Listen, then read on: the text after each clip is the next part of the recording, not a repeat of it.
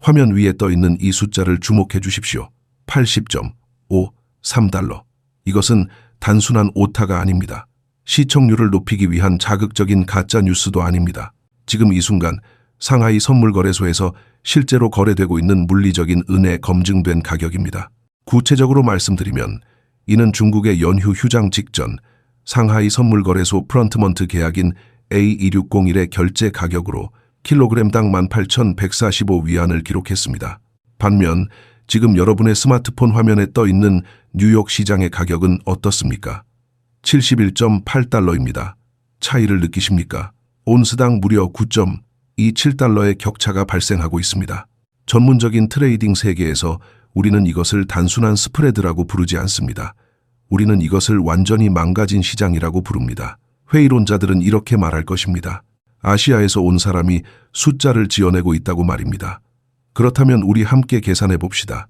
계산기를 꺼내 보십시오. 상하이 선물거래소의 공식 결제 데이터와 현재 달러 대비 위안화 환율 7.006을 사용하겠습니다.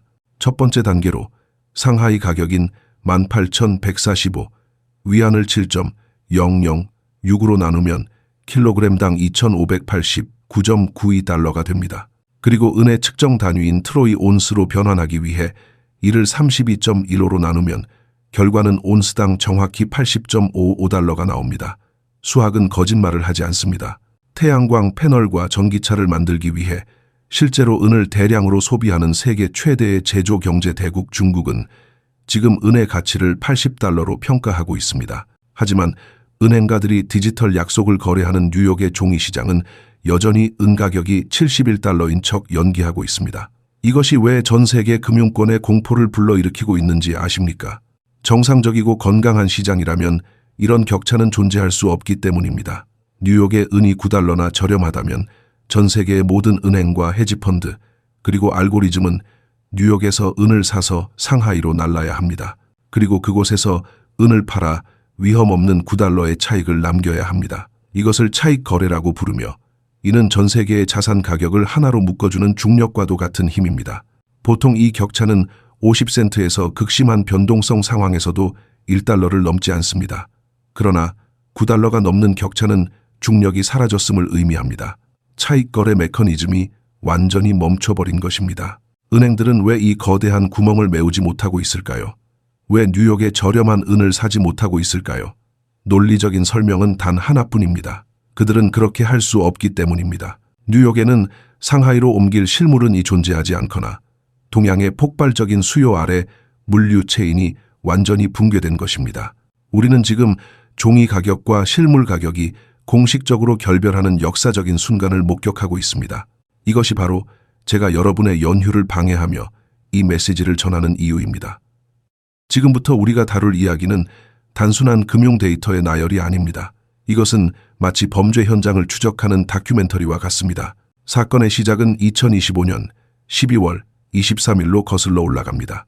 전 세계가 크리스마스 분위기에 젖어 휴식을 취하던 바로 그날 뉴욕의 아사히 정련소 보관소에서 믿기 힘든 일이 벌어졌습니다.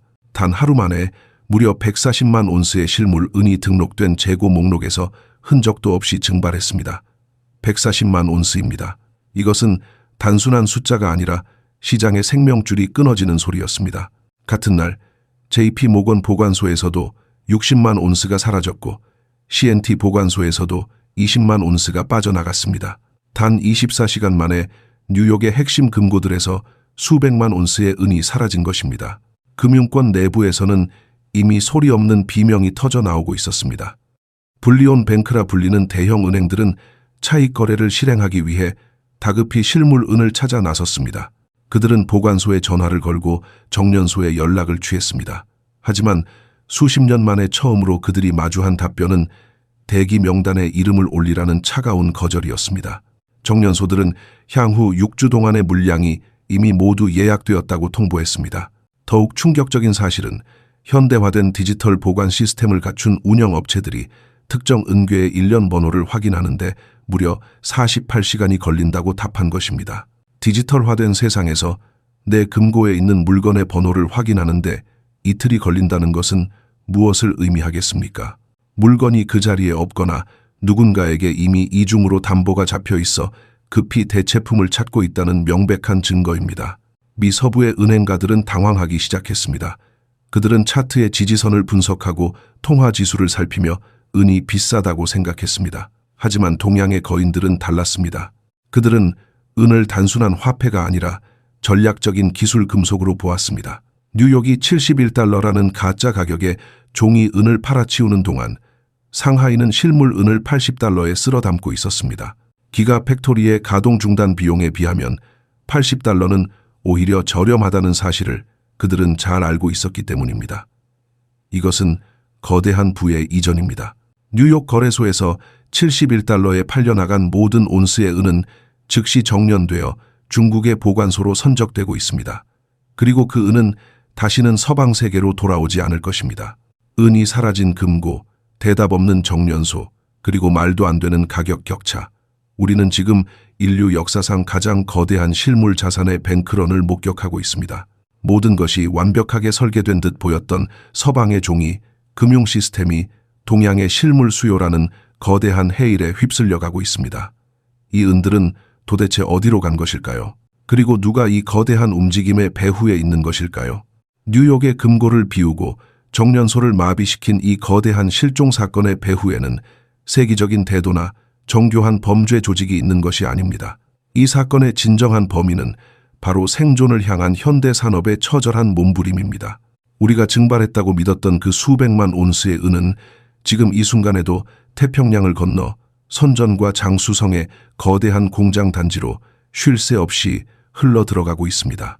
서구의 투자자들이 차트 위에 소수점 자리를 논하며 가격이 비싸다고 불평할 때 동양의 제조거인들은 이미 미래의 패권을 결정지을 자원전쟁의 승부처를 정확히 꿰뚫어 보았습니다. 가장 먼저 우리가 주목해야 할 것은 전 세계 배터리 업계를 뒤흔든 이른바 삼성 쇼크입니다. 얼마 전 삼성전자가 발표한 전고체 배터리의 양산 계획은 은 시장에 유례없는 공포를 몰고 왔습니다. 이 배터리는 주행거리 960km 이상, 충전시간 9분이라는 꿈의 성능을 자랑하지만 그 대가로 요구하는 자원의 양은 실로 파격적입니다. 기존의 리튬이온 배터리가 흑연을 음극재로 사용하는 것과 달리 삼성의 차세대 배터리는 은과 탄소의 복합체를 음극에 사용합니다. 여기서 발생하는 숫자의 격차를 주목해 주십시오. 현재 일반적인 전기차 한 대에 들어가는 은의 양은 접점과 스위치를 포함해 약 20g에서 50g 남짓입니다. 하지만 전고체 배터리를 탑재한 전기차 한 대에는 무려 1kg, 즉 1000g의 은이 필요합니다. 이는 한 대당은 소비량이 적게는 20배에서 많게는 50배까지 폭증함을 의미합니다. 이것이 단순한 기술 혁신을 넘어 자원시장의 대재앙으로 불리는 이유입니다. BYD와 CATL, 그리고 니오와 같은 중국의 전기차 거인들이 이 소식을 듣고 가만히 앉아 있었겠습니까? 그들은 삼성이 차세대 배터리 시장을 독점하도록 내버려 두지 않을 것입니다. 우리는 지금 선전과 닝더에서 시작된 전례 없는 은 매집 열풍을 목격하고 있습니다. 이 기업들은 당장 내일 전고체 배터리를 생산하지 않더라도 2027년의 주도권을 쥐기 위해 지금 당장 은을 확보해야 한다는 사실을 잘 알고 있습니다. 그들은 은을 2021년에 리튬처럼 취급하고 있습니다. 광산에서 채굴되기도 전에 미래의 물량을 통째로 사들이고 있는 것입니다. BYD와 같은 기업이 움직일 때는 수천 온스 단위로 주문하지 않습니다. 그들은 수백만 온스를 한꺼번에 삼켜버리며 가격이 70달러든 80달러든 상관하지 않습니다. 그들에게 중요한 것은 가격이 아니라 경쟁사를 고사시킬 수 있는 공급망의 장악입니다. 전기차뿐만이 아닙니다. 에너지 전환의 핵심인 태양광 산업 역시 은을 블랙홀처럼 빨아들이고 있습니다. 전 세계 태양광 패널 공급망의 80% 이상을 장악한 중국은 최근 탑콘이라 불리는 고효율 태양광 기술로 빠르게 전환하고 있습니다. 과거의 기술보다 50%에서 80% 더 많은 은을 필요로 하는 이 새로운 공정은 은의 가격이 오르면 수요가 줄어들 것이라는 서구 분석가들의 낙관론을 정면으로 반박하고 있습니다. 은의 함량을 줄이려 시도하면 패널의 효율이 떨어지는 기술적 한계에 부딪혔기 때문입니다. 분석가들은 은 대신 구리를 쓰면 된다고 말하지만 제조 현장의 엔지니어들은 알고 있습니다. 은을 포기하는 것은 곧 효율을 포기하는 것이며 그것은 곧 시장에서의 퇴출을 의미한다는 것을 말입니다. 상황이 이쯤 되자 장수성의 태양광 공장들은 더 이상 정련소의 배달을 기다리지 않습니다. 그들은 상하이 거래소로 직접 달려가 투자가들이 소장용으로 보관하던 15kg짜리 은괴를 통째로 인도받고 있습니다. 그리고 그 귀한 투자용 은괴를 공장의 도가니에 넣어 산업용 페이스트로 녹여버리고 있습니다. 이것은 단순한 구매가 아니라 절박함이 빚어낸 산업적 뱅크런입니다. 2026년이 자원의 기근이 될 것임을 직감한 기업들이 창고에 남은 마지막 식량까지 모두 긁어 모으고 있는 것입니다. 투자자들의 보관함에 있어야 할 은이 공장의 굴뚝 아래에서 연기가 되어 사라지고 있습니다. 공장의 기계가 멈추고 노동자들이 집으로 돌아가는 것, 기업에 있어 그보다 더한 공포는 없습니다.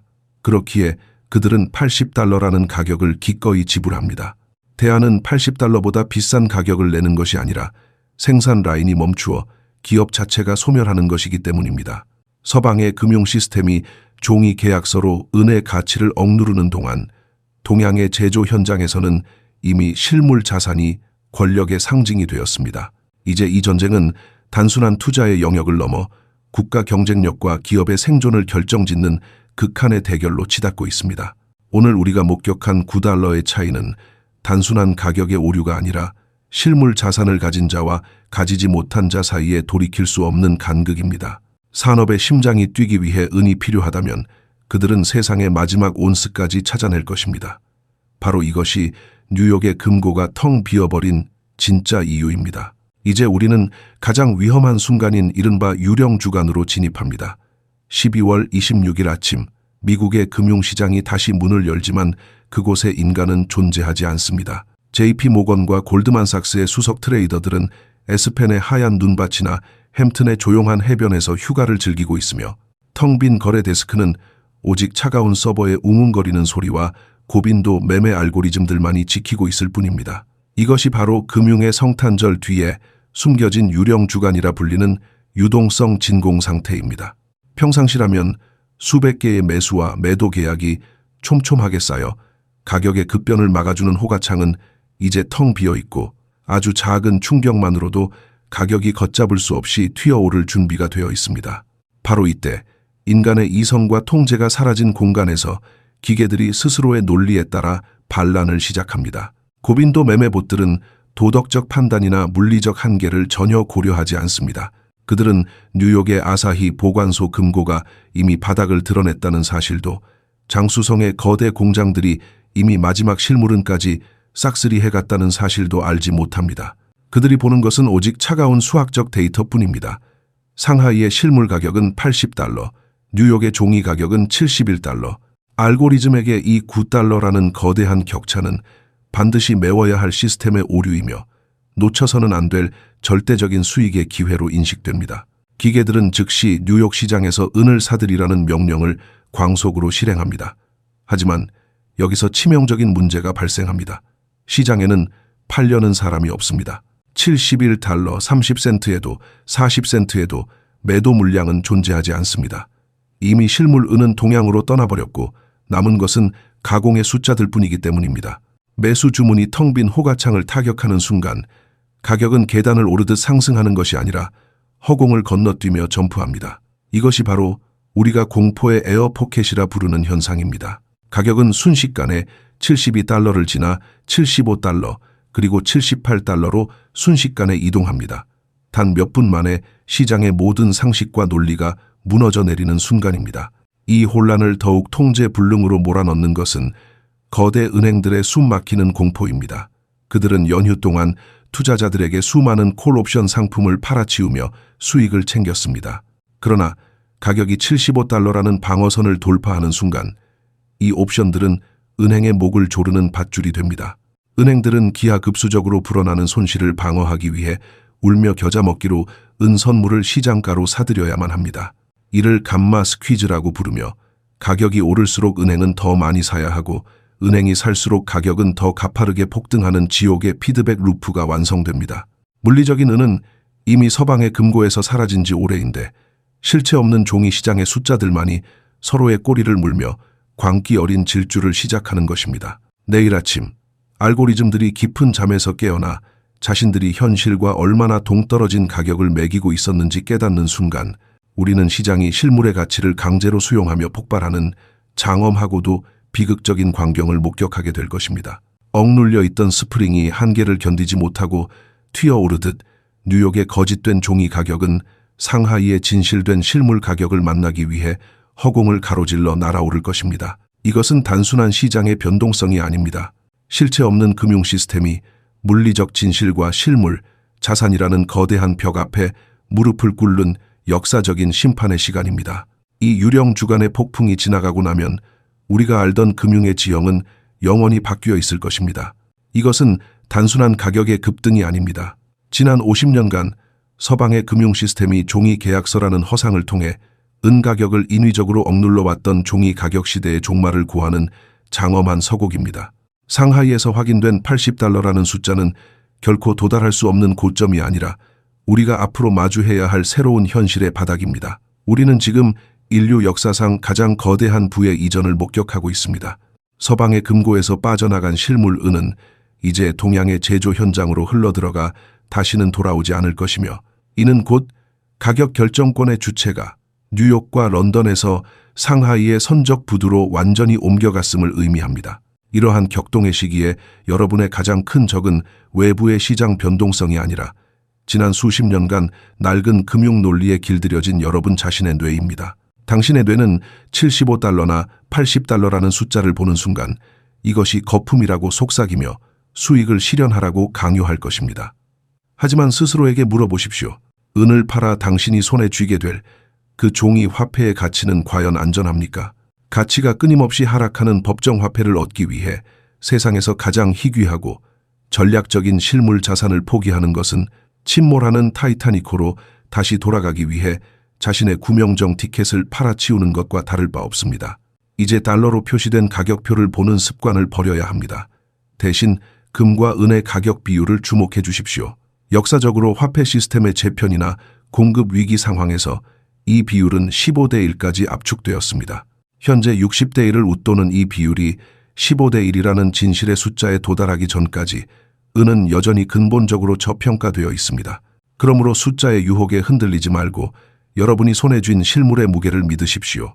앞으로 다가올 유령 주간과 그 이후의 시장에서 우리는 상상하기 힘든 변동성을 마주하게 될 것입니다. 유동성이 부족한 틈을 타 가격이 순식간에 폭락하는 플래시 크래시가 발생할 수도 있습니다. 화면 속의 숫자가 붉은색으로 변하며 공포를 조장할 때 뉴스 헤드라인에 현혹되지 마십시오.